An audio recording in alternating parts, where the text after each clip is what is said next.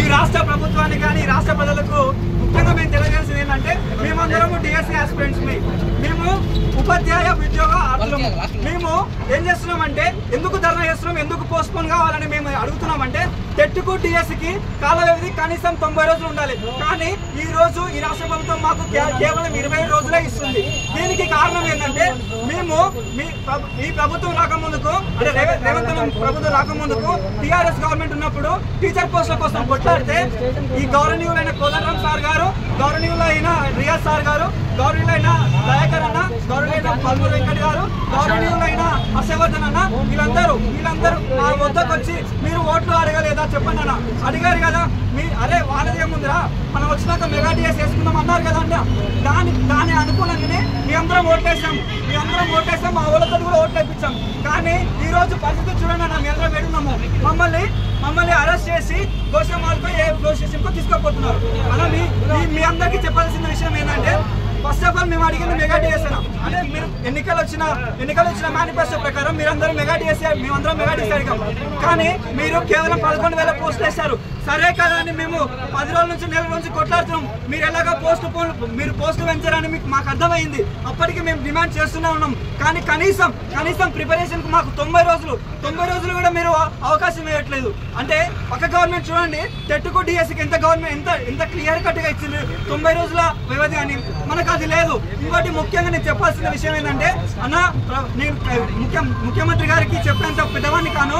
కానీ అన్న మీరు మా విద్యాశాఖ మంత్రి, అదే విధంగా ముఖ్యమంత్రి, మీకు మాకు మధ్యలో కొన్ని రాబందులు తిరుగుతున్నాయన్న. నేను ఎందుకు ఈ మాట చెప్తున్నా అంటే ఈ రాష్ట్రం మొత్తంలో అందరు పాజిటివ్గానే ఉన్నారు పోస్ట్పోన్కి. కానీ కొంతమంది ఒక 4 వ్యక్తులు మాత్రం ఎందుకు మాపై కక్ష కట్టారు చెప్పండి. మీకేమైనా మీ యొక్క తరపున సంఘాల తరపున మీకు ముడుపులు అందాయా? మేము మా న్యాయమైన పద్యమైన కోరిక అడుగుతున్నాం కదండి. కనీసం మిమ్మల్ని కేవలం పోస్ట్పోన్ అడుగుతున్నాం. ఇప్పుడు ఇన్ని రోజుల నుంచి కేవలం పోస్ట్పోన్ అడుగుతున్నాం. ఈ రోజు ఎందుకు ఈ పరిస్థితి వచ్చింది మీరే కదా అన్న. దయాకర్ అన్నకు నేను చెప్పాల్సింది, డాక్టర్ రియాజ్ సార్కి చెప్పాల్సింది, పల్మూరు వెంకట్ అన్నకు చెప్పాల్సింది, హర్షవర్ధన్ అన్నకు చెప్పాల్సింది ఏంటంటే అన్న సార్ మీరందరూ స్కూల్లో ఉన్న టీచర్ల గురించి, స్కూల్లో ఉన్న పిల్లల గురించి ఆలోచిస్తున్నారు. బెస్ట్ మీరు బయట ఉన్న టీచర్ల గురించి ఆలోచిస్తున్నారు, ఇంకా బెస్ట్. కానీ నిరుద్యోగుల గురించి ఎవరు ఆలోచిస్తారు చెప్పండి మీరే చెప్పండి. నిరుద్యోగుల గురించి ఎవరు ఆలోచిస్తారు? ఇప్పుడు మీరు అంటున్నారు స్కూల్ ఇప్పుడు ప్రమోషన్లు అయినాయి, ట్రాన్స్ఫర్లు అయినాయి, ఉన్న టీచర్లు రివ్యూ కావాలని చెప్తున్నారు. అంటే స్కూల్ నుంచి వెళ్ళిపోవాలంటున్నారు వేరే స్కూల్కి. ఇప్పుడు రెండు నెలలు ఆగితే ఏమవుతుందన్నా?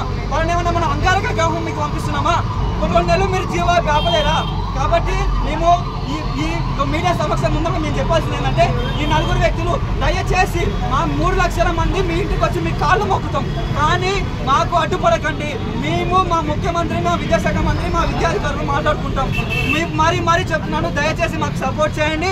మాకు కేవలం టెట్ రిజల్ట్స్ నుంచి డిఎస్ ఎగ్జామ్స్ కు 90 రోజుల గడువు ఖచ్చితంగా మీరు ఇవ్వాలి. అంటే దాదాపుగా 2 నెలలు మీరు ఇప్పుడు ప్రస్తుతం పోస్ట్పోన్ చేయాల్సింది.